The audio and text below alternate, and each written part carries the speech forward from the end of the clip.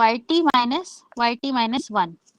और ये हमें कैसे पता चला कि डेल्टा yt को हम ऐसे लिखेंगे, क्योंकि डेल्टा yt को अगर आप रीड करेंगे तो आप क्या कहेंगे, डेल्टा yt क्या होता है, चेंज इन yt में होने वाला चेंज, और yt क्या है, आपका करंट टाइम पीरियड।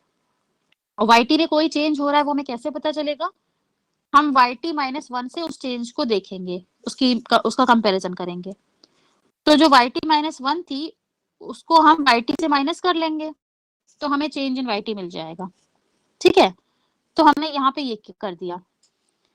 तो हम यहाँ पर ये जो आपका ये इक्वेशन था, हम इसको इस फॉर्म में लिख सकते हैं, डेल्टा स्क्वायर yt को हम डेल्टा इंटू डेल्टा yt लिख सकते हैं। और अब हम डेल्टा को बाहर रहने देते हैं, अंदर जो डेल्टा yt है उसकी जगह हम ये लिख सकते हैं जो हमने अभी नीचे आप लोग को एक्सप्लेन किया, yt माइनस 1 लिख सकते हैं या नहीं लिख सकते हैं, यस और नो। हम अंदर का जो डेल्टा yt है उसकी जगह yt माइनस 1 लिखें या ना लिखें, ठीक है, जहां पे भी नहीं समझ में आएगा रोक दीजिएगा। तो हम yt माइनस 1 लिख रहे हैं अंदर। अब हम क्या कर रहे हैं, जैसे कि जो भी नॉर्मल आपका मैथमेटिकल होता है इक्वेशन, जिसमें आप ब्रैकेट के बाहर जो होता है उससे आप पूरे टर्म को मल्टीप्लाई करते हैं, ब्रैकेट के अंदर वाले सारे टर्म्स मल्टीप्लाई होते हैं। तो इसी तरह ब्रैकेट के बाहर आपका क्या है, डेल्टा का साइन है, तो डेल्टा आपका yt से भी मल्टीप्लाई होगा, बीच में माइनस का साइन लगेगा क्योंकि है माइनस, और डेल्टा आपका yt माइनस 1 से भी मल्टीप्लाई होगा। ठीक है, अब ये जो आपने डेल्टा yt और डेल्टा yt माइनस 1 लिखा है थर्ड स्टेप में, अब इसको हम लोग फर्दर ओपन करेंगे। तो ये जो आपका डेल्टा yt है इसकी जगह फिर से हम लोग यही लिख सकते हैं, yt माइनस 1। ठीक है, तो हम लिख रहे हैं yt माइनस 1, फिर आपका माइनस का साइन, और फिर ये जो डेल्टा yt माइनस 1 है इसकी जगह हम क्या लिख सकते हैं, डेल्टा yt माइनस 1 क्या है, चेंज इन yt माइनस 1। तो yt माइनस 1 क्या है, पिछले साल, मान लीजिए 2020 की बात कर रहे हैं, तो 2020 में इनकम में हमारी कितना चेंज हुआ ये हमें कैसे पता चलेगा, हम 2019 की इनकम से कंपेयर करेंगे उसको। तो 2019 की इनकम कैसे मिलेगी हमें, एक साल पहले की इनकम यानी हम बात कर रहे हैं। तो हम डेल्टा yt माइनस 1 की जगह yt minus 1 minus yt minus 2 लिख सकते हैं, बताइए। अगर yt आपका 2021 को रिफ्लेक्ट कर रहा था तो yt माइनस 1 2020 हो जाएगा, yt माइनस 2 2019 हो जाएगा। तो वही मैंने किया था, अब ओपन कर लेते हैं, चलिए yt माइनस yt माइनस 1। अब ये जो माइनस का साइन है ये इन दोनों से मल्टीप्लाई हो जाएगा, तो माइनस जो मल्टीप्लाई होगा तो ये तो माइनस yt माइनस 1 ही रहेगा, लेकिन ये माइनस जब माइनस yt माइनस 2 से मल्टीप्लाई होगा तो ये तो प्लस हो जाएगा। ठीक है, ये माइनस पहले इससे मल्टीप्लाई हुआ तो ये है, और यही माइनस इससे मल्टीप्लाई हुआ तो ये प्लस हो गया, और अब ये दोनों जो हैं ये दोनों ऐड हो जाएंगे क्योंकि माइनस yt माइनस 1 और माइनस yt माइनस 1 है, तो ये आपका yt माइनस 2 yt माइनस 1 और फिर प्लस yt माइनस 2। तो ये वही इक्वेशन आ गया जो हम लोग ने यहाँ पे डिराइव किया था लास्ट में। ठीक है, और अब इस इक्वेशन को अगर हम देखें तो इसमें जो मैक्सिमम लैग है वो क्या है, t माइनस 2 है मैक्सिमम लैग। मैक्सिमम लैग का मतलब है मैक्सिमम हम जो डिफरेंस ले रहे हैं, तो मैक्सिमम डिफरेंस हमने 2 सालों का इसमें ले रखा है, और वही चीज आपको यहाँ पे भी दिख रही थी जब हमने स्टार्ट किया था, डेल्टा की पावर थी 2। तो आपको यहाँ से भी पता चल सकता है कि ऑर्डर क्या है आपके डिफरेंस इक्वेशन का, जैसे कि ये सेकंड ऑर्डर का डिफरेंस इक्वेशन है, और आपको फाइनली वर्कआउट करके भी पता चल जाएगा कि आपका डिफरेंस इक्वेशन का ऑर्डर क्या है। तो अगर आपको मान लीजिए मल्टीपल चॉइस क्वेश्चन की तरह के आता है कुछ, तो आपको अगर इस तरीके से दिया होता है तो भी आप बता सकते हैं कि आपका ऑर्डर क्या है डिफरेंस इक्वेशन का। और अगर आपको इस तरीके से कोई इक्वेशन दिया हुआ है तो उस इक्वेशन में जो मैक्सिमम आपका लैग्ड वैल्यू होगा आप उससे भी पता लगा सकते हैं कि आपका जो है जो मैक्सिमम ऑर्डर है वो क्या है डिफरेंस इक्वेशन का। ठीक है, देखिए अब आपको एक अदर वे राउंड भी बताते हैं, क्योंकि हो सकता है बुक में आप लोगों को ऐसे भी दिया हो।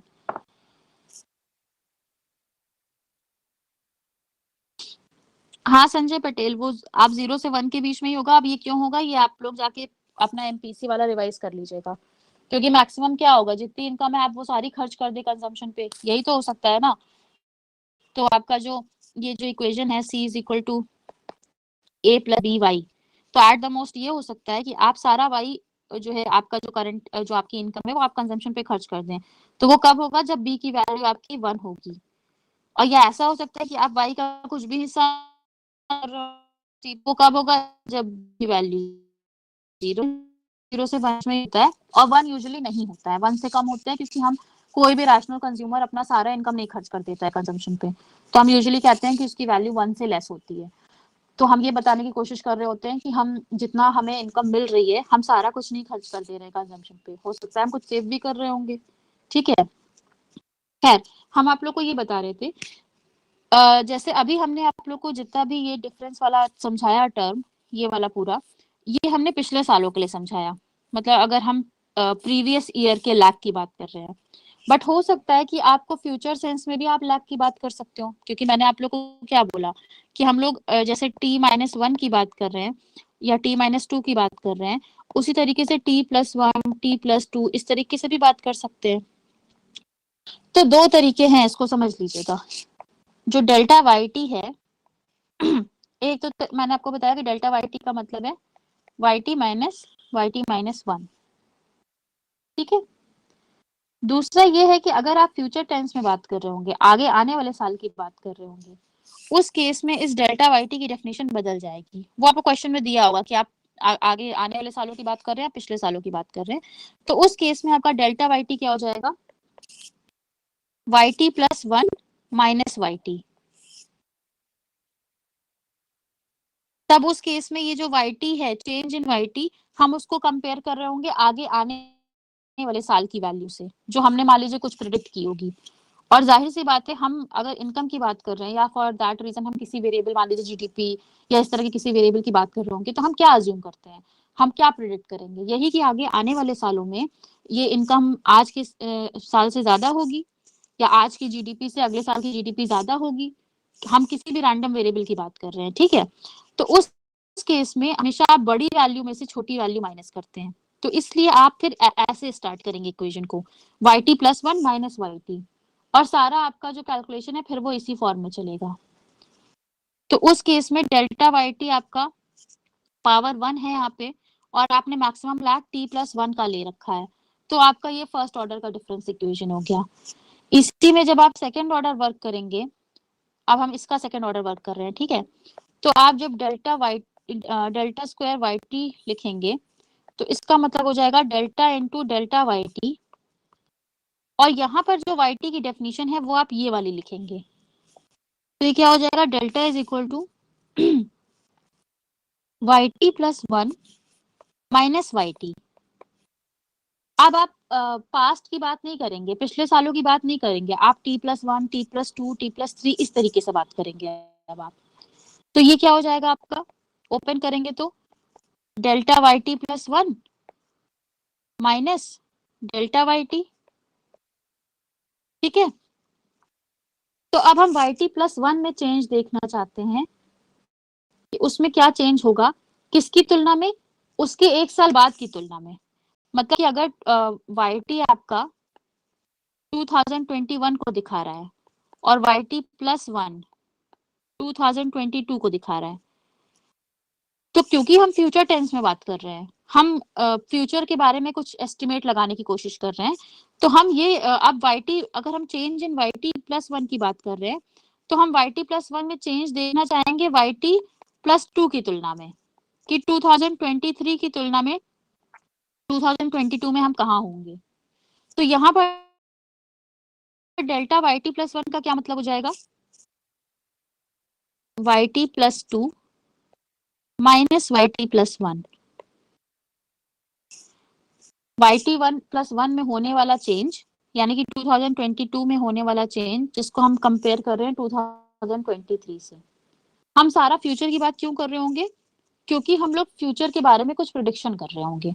तो हमें ये देखना है कि हम कितना, एक साल में हम कितना चेंज कर पा रहे हैं अपने आप को, कि जिससे हम अगले साल में हमें कितना चेंज करने की जरूरत पड़ेगी उसकी तुलना में।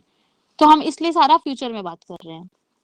फिर आप माइनस करेंगे डेल्टा वाई टी का मतलब Y T plus 1 minus Y T. अब इसको ओपन कर लेते हैं,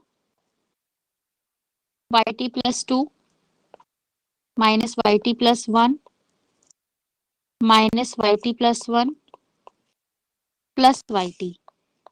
अब देखिए लोग पीछे पीछे चल रहे हैं, उस वाले में सबसे पहले वाई टी था, इस वाले में सबसे पहले वाई टी प्लस 2 है और लास्ट में वाई टी है। तो ये क्या हो जाएगा, Y T plus 2 minus 2 Y T plus 1 plus Y T. अभी भी देखिए ये डेल्टा स्क्वायर वाई टी था और मैक्सिमम लैग्ड वैल्यू आपकी वाई टी प्लस 2 की है। अब प्लस 2 हो या माइनस 2 हो, लेकिन लैग्ड मैक्सिमम तो 2 ही है। तो ये भी आपका सेकंड ऑर्डर का डिफरेंस इक्वेशन कहलाएगा। फर्क इतना है कि जब आप इस रेफरेंस में बात कर रहे होंगे तो आप पिछले सालों से कंपेयर कर रहे होंगे कि हमें इस साल हम कितना बढ़े, और जब आप इस रेफरेंस में बात कर रहे होंगे तो आप आगे आने वाले सालों से आज के ईयर को कंपेयर करेंगे और आप सोचेंगे कि आज हम क्या चेंज कर रहे हैं जो हम आने वाले सालों में हमें उतना चेंज करने की जरूरत ना पड़े, या हम कितना चेंज हमें करने की जरूरत पड़ेगी आगे आने वाले सालों में, हम उससे कंपेयर करते हैं। तो हमेशा बस आपको एक जो लॉजिक याद रखना है वो ये कि चाहे आप इस फॉर्म में लिखें चाहे आप इस फॉर्म में लिखें, पहला जो वेरिएबल होगा वो होगा जिसकी लॉजिकली वैल्यू बड़ी होगी। और लॉजिकली किसकी वैल्यू बड़ी होगी, जो जितने बाद के साल का होगा वो उसकी वैल्यू उतनी बड़ी होनी चाहिए। तो अगर आप प्रीवियस ईयर में बात कर रहे होंगे तो डेफिनेटली वाई टी की वैल्यू वाई टी माइनस 1 से ज्यादा होनी चाहिए। नॉर्मल सर्कमस्टांस में हम बात कर रहे हैं, क्या होता है कभी कभी एक्सेप्शनल केस में हम उसकी बात नहीं कर रहे हैं, बट अगर हम यूजुअली आपसे पूछे तो आप कहेंगे कि हाँ ठीक है 2021 में वाई की वैल्यू हो सकता है ज्यादा होगी 2020 से, अगर हम ये इसको इनकम मान लें तो। इसी तरीके से अगर हमने प्रिडिक्ट भी किया है कुछ वैल्यू, अगले साल के लिए हमने कुछ वैल्यू प्रिडिक्ट किया है जिसको हम t प्लस 1 बोल रहे हैं, तो हम ये मान के चलेंगे कि t प्लस 1 की वैल्यू t से बड़ी होगी, तो इसलिए हमने पहले t प्लस 1 को रखा है। पहले आप कौन सा वेरिएबल रखेंगे ये इस बात पर डिपेंड करेगा कि आप कितने आगे कितने फ्रेश ईयर की बात कर रहे हैं। आपने पूरा सीक्वेंसिंग कर रखा है, मान लीजिए 2017 फिर 18 19 20 21 22, और आप हैं कहाँ पर, आप हैं 21 में। तो अगर आप पिछले सालों की बात कर रहे हैं तो 21 बड़ा है, अगर आने वाले सालों की बात कर रहे हैं तो 21 छोटा है। तो अगर प्रीवियस ईयर्स की बात कर रहे होंगे तो 21 क्योंकि बड़ा है तो 21 पहले आएगा। अगर आगे आने वाले सालों की बात कर रहे हैं तो 21 क्योंकि छोटा है बाकी आने वाले सालों से, तो ये बाद में रहेगा। तो इस तरीके से ही आपको अरेंज करना है। बिल्कुल आएगा शिवम, वैल्यू में अंतर क्यों आएगा, जब आपको एक्चुअल में वैल्यू दी होगी। अभी तो हम लोग जनरल बात कर रहे हैं, अभी हमने कोई वैल्यू तो दी नहीं है, हम तो एक जनरल नोटेशन में बात कर रहे हैं। हम बस आपको लैग समझाने की कोशिश कर रहे हैं। वैल्यू में अंतर क्यों आएगा, क्योंकि ये जो पहला वाला इक्वेशन है इसमें आप जो भी वैल्यूज की बात कर रहे हैं वो अकर हो चुकी है, उनकी वैल्यू आपके पास एक्चुअल है, फॉर श्योर है, वो हो चुकी है। इनकम आपको पता है कि पिछले सालों में आपकी इनकम कितनी रही, आपको उसमें कुछ गेस करने की जरूरत नहीं है। लेकिन जब आप इस वाले इक्वेशन की बात कर रहे होंगे तो वो सारा फ्यूचर टेंस में चल रहा होगा, आप सब कुछ प्रिडिक्ट कर रहे होंगे कि ऐसा होगा, इतना होना चाहिए। तो ये वाला जो इक्वेशन है ये बेसिकली जब हम लोग पॉलिसी मेकिंग करते हैं तो आगे आने वाले सालों के लिए जब पॉलिसीज बनाई जाती हैं तो बेसिकली ये उन कब काम में आता है। ये वाला जो इक्वेशन है ये किन कामों में आता है, आप अपनी पिछले सालों की पॉलिसीज को इवेलुएट करते हैं कि आपने कैसा काम किया। तो दोनों का अलग अलग काम है, दोनों का बेसिक डिफरेंस अलग है, लेकिन दोनों हैं क्या आपके डिफरेंस इक्वेशंस हैं। और दोनों को ही हम लोग एक तरीके से डील करते हैं इन द सेंस कि हम जब ऑर्डर ऑफ डिफरेंस इक्वेशन की बात कर रहे होते हैं तो आपका वो सेम ही कहलाएगा, चाहे आप 2 साल पहले की बात कर लें चाहे आप 2 साल बाद की बात कर लें। दोनों का आंसर ऐसा सेम नहीं आएगा शिवम, अभी हम लोग जब क्वेश्चन सॉल्व करेंगे तो आपको समझ में आ जाएगा हम क्या बताने की कोशिश कर रहे हैं। अभी आप लोग केवल ऑर्डर समझ लीजिए, नेक्स्ट क्लास में जब फॉर्मूला इसका बता के क्वेश्चन सॉल्व करवाएंगे तो फिर आपका वो चीज समझ में आए। बिल्कुल ऋत्विक, फ्यूचर इनकम कम भी हो सकती है, बट हम आपसे बार बार क्या कह रहे हैं, हम यही कह रहे हैं कि आपको एक बेसिक मतलब हम लोग जनरल सर्कमस्टांस में बात करता हूँ तो यूजुअली हम ये सोचते हैं कि इनकम बढ़ती है, कम नहीं होती है। हम एक्सेप्शनल केसेस की बात नहीं कर रहे हैं यहाँ पे, ठीक है। और अगर इनकम अगले साल की कम होती है तो वो एक नेगेटिव इम्पैक्ट है, तो वो हम कैप्चर करेंगे इसमें, क्योंकि तब ये वैल्यू आपकी नेगेटिव आएगी इस वाले में, तो वो आपका नेगेटिव सेंस में कैप्चर होगा। चलिए ठीक है, आज की क्लास ओवर करते हैं यहीं पे, फिर हम लोग जो है इसको आगे कंटिन्यू कर लेंगे नेक्स्ट क्लास में।